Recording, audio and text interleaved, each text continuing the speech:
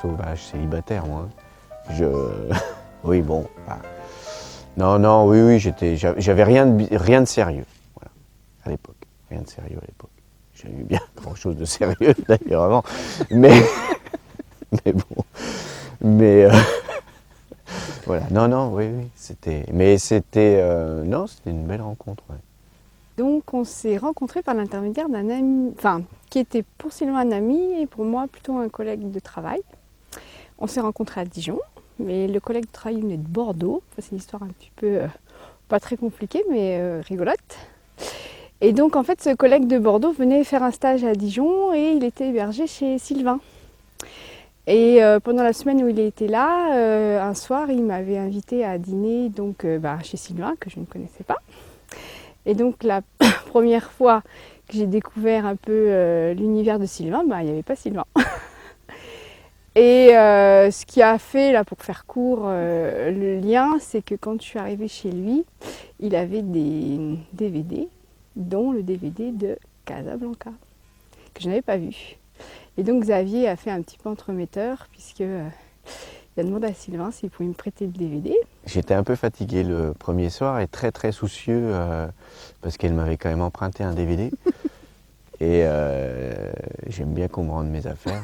Et la première fois que je l'ai vu, en fait, Sylvain, il était habillé tout en noir. Il avait des petites lunettes rondes.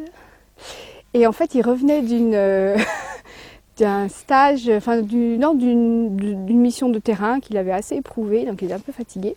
Et donc j'ai le souvenir de ce premier pot qu'on a pris ensemble où en fait il n'a pas dit un mot. Et donc avec Xavier qui était très bavard, un peu comme moi. Et donc du coup on a passé ce premier temps où Xavier et moi on échangeait et Sylvain il nous regardait tous les deux là comme ça. Et malgré ce silence, quand même je me suis dit ah tiens quand même il y a quelque chose. Et le lendemain on s'est vu cette fois-ci autour d'un dîner, hein, on est allé au resto, et toujours avec donc, Xavier, puis il y avait sa compagne qui l'avait rejoint. Et là, il avait dû ressusciter pendant la nuit, je ne sais pas, mais là j'ai trouvé un Sylvain très jovial, très en forme, beaucoup d'humour, qui m'a beaucoup fait rire. Et voilà, c'est pour ça que je me suis dit, c'est dommage, et heureusement que j'ai son DVD, parce qu'il va falloir que je lui rende, et donc je le revois. Et puis il faut dire que et Mathilde et Xavier ont un, comment on peut dire ça, mais ils parlent beaucoup. Ils avaient déjà eu quelques jours d'émulation commune sur leur sujet très intéressant, mais quand tu reviens d'une semaine de terrain, voilà, c'était très prolixe en concept. Et voilà, j'avais eu un petit peu de mal à raccrocher la conversation. Alors je pense que j'avais dû demander des cacahuètes une fois au serveur qui passait pour essayer de dire je suis là quoi. Voilà. Mais non, il me regardait, enfin personne ne me regardait. Les fêtes arrivant, on se dit non, on va pas repasser Noël quand même tout seul. Et voilà, donc on a concrétisé notre relation. C'était quand, fin septembre, octobre, début d'octobre. Ouais. Je sais plus, je me rappelle jamais du jour. Je sais pas trop finalement. Non, ce qui me plaît, c'est sa bonne humeur, c'est son empathie, sa curiosité. Le fait qu'elle s'intéresse à moi, c'était la première quand même. C'est difficile, je trouve, de répondre à cette question de la première rencontre parce que, en fait, quand tu y repenses 12 ans après, enfin, avec le recul, tu reconstitues un peu toute la cristallisation, n'est-ce pas, qui se passe à ces moments-là, alors qu'au moment où tu le vis, tu le réfléchis pas. Après, c'est spontané, c'est hormonal, je ne sais pas. Ah bon? Bon, alors, qu'est-ce que t'en penses là? C'est pas mal, hein? Non? Voilà, c'était gentil ce que tu as dit sur mon cadeau. Ah ouais? Ouais, je me suis forcé. Hein. Par contre, j'ai pas trop apprécié ce que tu as dit sur moi. On en parlera demain.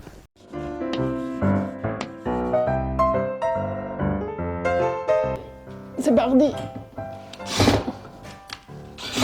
On a acheté un petit local de pêcheurs avec Solène en arrivant à 7 et ça y est, c'est la fin. On termine. C'est les finitions. Solène, c'est mon amoureuse. C'est mon amoureuse de ma vie.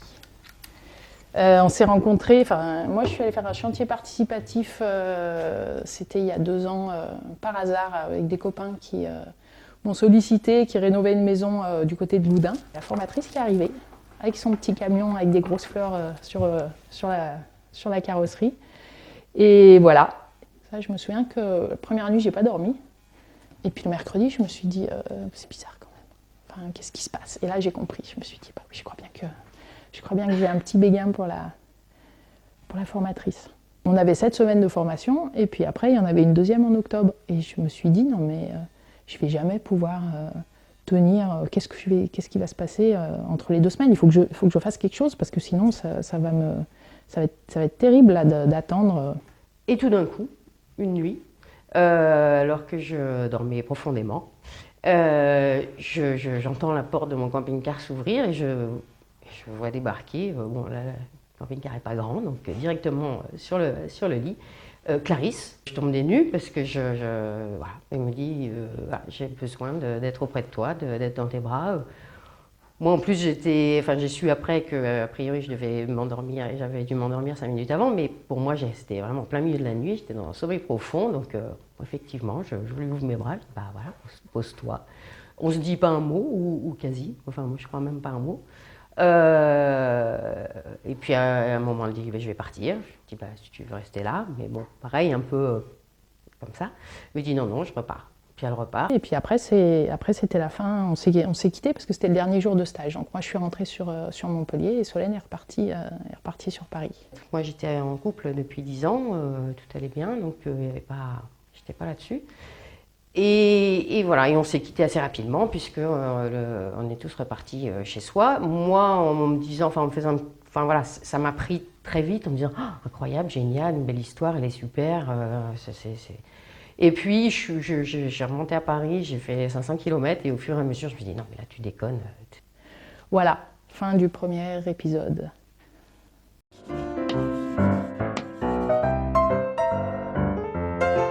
Et ben, on s'est rencontrés sur Mythique, justement, après ma rupture. J'avais envie de rencontrer du monde, des personnes différentes que je rencontrais pas forcément de par le boulot ou de par les cercles d'amis. Et en fait, je travaillais énormément, j'étais 90 heures par semaine, enfin, c'était un rythme de fou, donc difficile de sortir en plus, parce que sinon je pense que je ne dormais plus. Donc je voyais personne en fait, donc Mythique a été une bonne alternative pour rencontrer des gens, et finalement l'investissement a été très bon, hein, puisque ça fait plus de 10 ans qu'on est ensemble maintenant avec elle. Donc, Autant j'ai trouvé ça très sympa, Mythique, le chat, le côté très spontané, autant ces critères, j'ai trouvé ça atroce quoi, au niveau des critères ethniques, la religion, la couleur de peau, plein de questions qu'on se pose jamais dans la vie de tous les jours, le salaire, enfin des... J'avais pas vraiment trop mis de critères, je sais, mais c'est vraiment le côté que j'avais pas aimé. un matin, j'étais connecté à mon bureau sur le site, et puis d'un coup, j'ai reçu un message.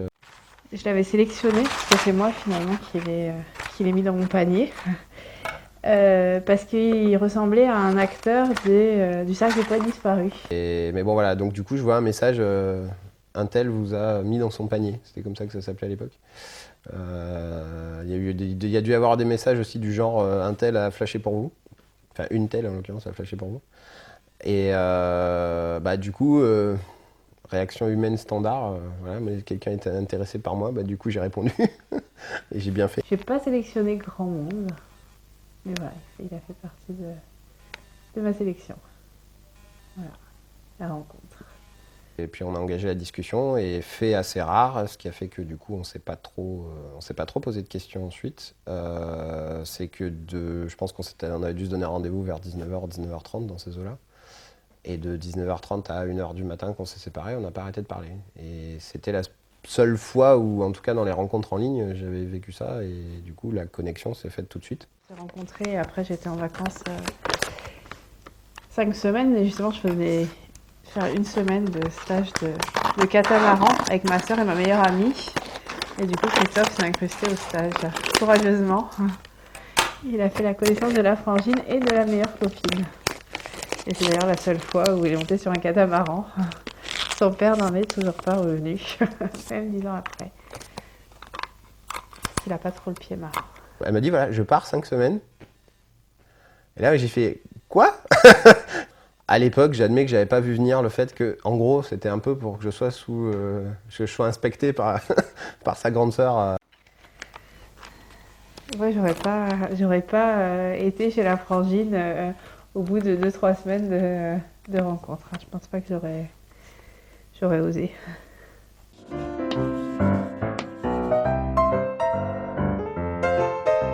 Et j'ai envoyé un petit mail juste pour gentil pour savoir si ça allait bien. Et j'ai eu un retour, en gros, qui disait qu'elle avait entrouvert des portes, notamment celle du camion, mais que c'était une erreur.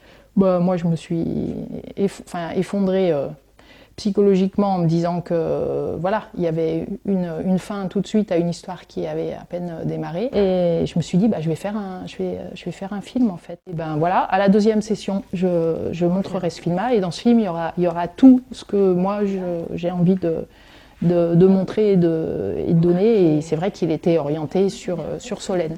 Et ce qui était drôle aussi dans le film, c'est que j'avais pas de scénario, j'avais rien, enfin j'avais pas réfléchi à grand chose, mais ça s'est vraiment fait complètement naturellement. Ça s'est enchaîné à chaque fois que j'avais une interrogation. Enfin, voilà, j'ai fait un montage un peu, ça dure un quart d'heure. Il y a plein d'humour parce que évidemment c'est une ambiance où on est tous ensemble, donc enfin voilà, on fait pas mal les imbéciles là-bas sur le chantier, mais en même temps, la personne clé, c'est Solène. Et bah, en tout, j'ai calculé, je pense que j'ai bossé 200 heures. Acte 2, octobre. Clarisse vient avec son petit film sous le bras. Et voilà, moi j'attendais que le jour de la projection. Et effectivement, ce film m'a fait craquer, enfin, l'ensemble, quoi. Enfin, j'ai trouvé le film génial. Et du coup, voilà, j'ai vu aussi ce qu'avait fait Clarisse pendant 3 semaines, donc j'ai compris un peu dans quel état elle avait dû être et qu'elle ne m'avait pas vraiment oubliée pendant ces 3 semaines-là. Et donc Solène m'a proposé le vendredi soir de rester. Je lui ai proposé une histoire d'amitié et que ça pouvait être chouette. Clarisse est partie 1 mois en Inde et là j'ai commencé à comprendre qu'il devait se passer des choses parce qu'elle m'a écrit des mails auxquels je répondais illico presto. Je partais de chez moi le matin, enfin j'étais avec mon ami et j'allais dans les cafés pour répondre à ses mails. Déjà ça commençait à clocher un peu et je les attendais, je répondais des mails de 2 pages et vice versa, etc. Donc voilà, là je me suis dit que c'était pas si simple, ça allait pas être si simple.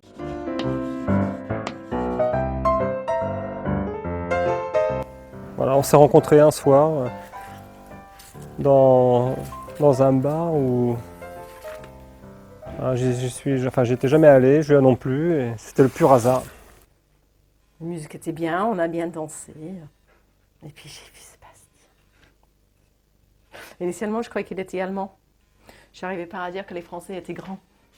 Parce que pour moi, les Français sont tout petits. Je suis désolée, hein, mais c'est le stéréotype que j'ai de vous. Hein.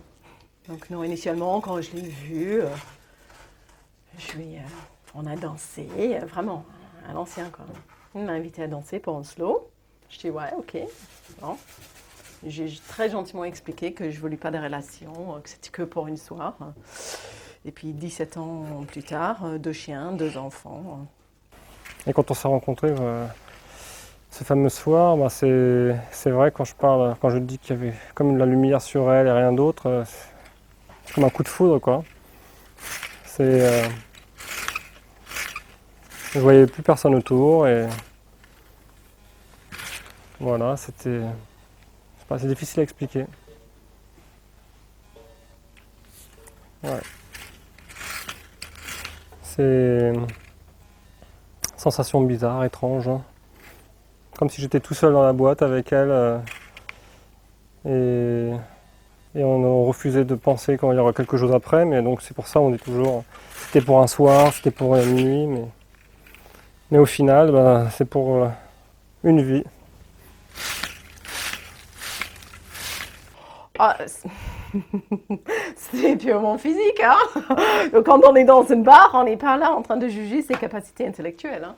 Donc, on voit quelqu'un, on est attiré ou on n'est pas. Hein. Donc, c'était vraiment juste une question de « il m'a plu ». Donc, après, on a le droit de faire une rencontre intellectuelle par la suite. Mais bon, le fait qu'on ne parlait pas la même langue, c'était un peu compliqué aussi. Mais voilà, ça va. Ça va. Apparemment, lui, il pense que c'est parce qu'on ne parlait pas la même langue qu'on est toujours ensemble. Mais j'ai mes doutes là-dessus. Ma grand-mère m'a toujours dit que c'est le destin. Nous, on n'est jamais allé dans... Lui comme moi, on n'est jamais allé dans ce bar avant, ni après. Donc, pourquoi tous les deux, ce soir-là, on a décidé d'y aller. Il avait ce soirée années 70 tous les vendredis soirs. Donc, qu'est-ce qui fait que tous les deux, on a décidé là, quoi. Donc, voilà. Donc, selon ma grand-mère, tout ce qui est censé être, ça arrive pour une raison. Si on ne sait pas la raison, bon, il faut juste être patient. On va apprendre après. Et c'est vrai que bon, moi mon anglais était très basique, hein. Yes, no, thank you. Après j'ai appris see you soon. Et ça, mon anglais s'est amélioré. Et Julia s'est mise à parler pareil, elle a eu un bon prof de français. En 3 ans, elle parlait français couramment. C'était ma seule et unique élève. Voilà, c'est le plus poilu, hein. Whisky. Whisky. Voilà. Quand on l'appelle, c'est le seul qui s'en va.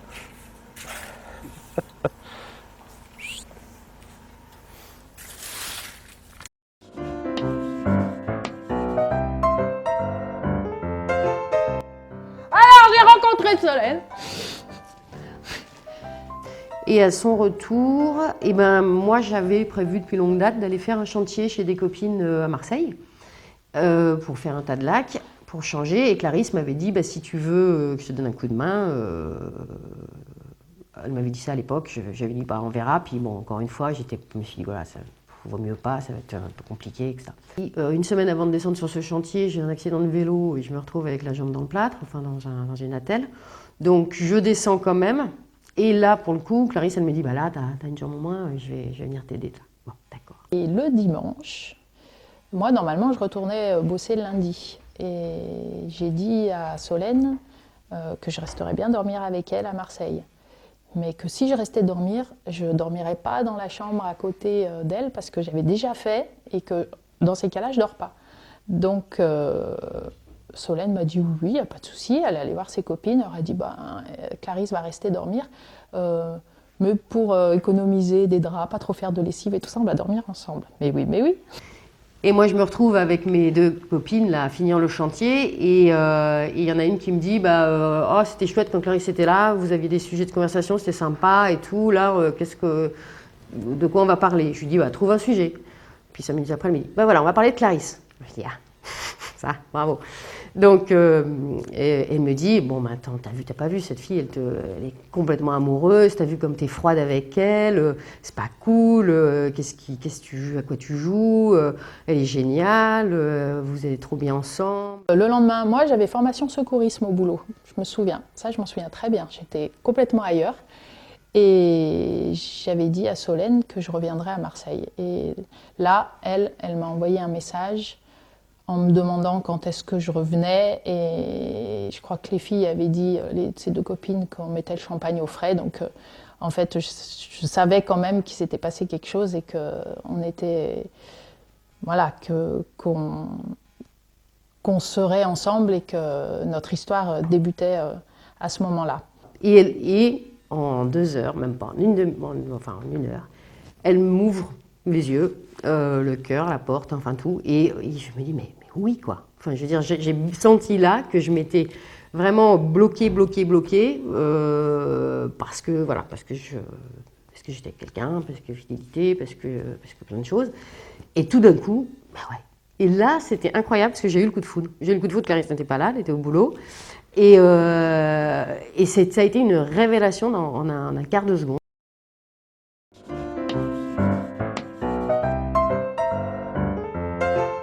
Donc on s'est rencontrés au cours d'un camp mission, c'était en 1970. Moi, j'habitais en Auvergne, lui habitait en Champagne. Et cette activité était organisée par le diocèse de Rouen. Et là, on était tout un groupe de jeunes venant de différents coins. On habitait dans une maison, on partageait les repas, enfin toute la vie. Et là, mon mari, qui n'était pas mon mari, à l'époque, il avait rencontré pendant ce camp mission une petite jeunette qui faisait partie du groupe. Donc et puis moi, il ne m'intéressait pas du tout. Enfin, j'avais pas. Et puis moi non plus, je ne l'intéressais pas.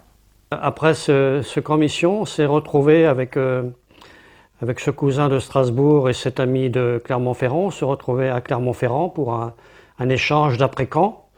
Et c'est là où il y a eu le tilt qu'on peut pas beaucoup expliquer. Voilà. Et puis quand même pendant ce week-end, il y a dû y avoir un déclic. Donc, et quelques jours après, j'ai reçu une déclaration d'amour, je ne sais pas trop comment dire, de mon mari. Et le même jour, j'avais quand même ressenti quelque chose vis-à-vis de lui. Et le même jour, j'ai reçu aussi une lettre d'amour de l'autre cousin qui était venu.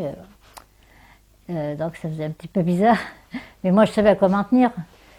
Donc après, là, ça a commencé. Mais alors pourquoi là, c'est autre chose. On avait des atomes crochus, on était, sensibilité égale au niveau politique, au niveau religieux. On avait chacun une situation. On était déjà mûrs parce que j'avais à l'époque 26 ans, c'est ça, 26 ans. Bernadette 24. Donc on n'est pas partis comme des fous. Moi, j'étais assistante sociale dans ce domaine-là. Lui, c'était plutôt un commercial. J'étais engagée syndicalement. Enfin, j'étais très jeune professionnelle. J'étais engagée syndicalement. Lui, il était plutôt petit chef, petit cadre. Donc, c'était pas forcément. Il aimait bien les belles voitures qui allaient vite ou sportives. Moi, j'en avais rien à faire. J'avais une petite 3 chevaux. Donc, on n'avait pas apparemment de point commun. Alors, pourquoi il y a eu ce déclic? Alors que l'autre cousin qui m'a écrit le même jour, en fait, il ressemblait plus à ma vie. Enfin, mais mon choix s'était fait avant. Quand on s'est séparés après notre rencontre de ce camp mission, on s'écrivait régulièrement. Et Bernadette, j'ai dit, mais t'as gardé ces lettres-là? Tout récemment, je lui ai demandé. Et elle me dit, mais oui, mais je les ai, ces lettres. Et elle vient de me les donner là, il n'y a pas très longtemps. Et je relis avec émotion tout ce qu'on pouvait s'écrire. Et ensuite, à plus de 70 ans, des choses qu'on ne se dit plus. Et ce jour-là, en plus, je devais aller manger au resto. J'étais dans un village près de Clermont-Ferrand. Je devais aller manger au restaurant à Clermont avec un jeune du village où j'étais qui m'avait invité. Je pense qu'il avait peut-être des petites vues sur moi, pas moi, mais bon, on allait au resto. Du coup, j'ai annulé le restaurant. Et je suis restée chez moi. Je lui ai dit, bon, je peux pas. C'est pour fêter mon anniversaire, mes 73 ans. Et on a reparlé un petit peu de notre rencontre, justement, avec Bernadette. Et il y a des petites anecdotes que nos enfants ne connaissaient pas. Et je trouve que c'est bien de pouvoir perpétuer la mémoire comme ça. Parce que dans quelques temps, ils seront bien contents de savoir un petit peu le passé de leurs parents, des choses qu'ils ne savaient pas, qu'on n'a pas toujours eu l'envie de dire ou de rentrer dans notre intimité, quoi.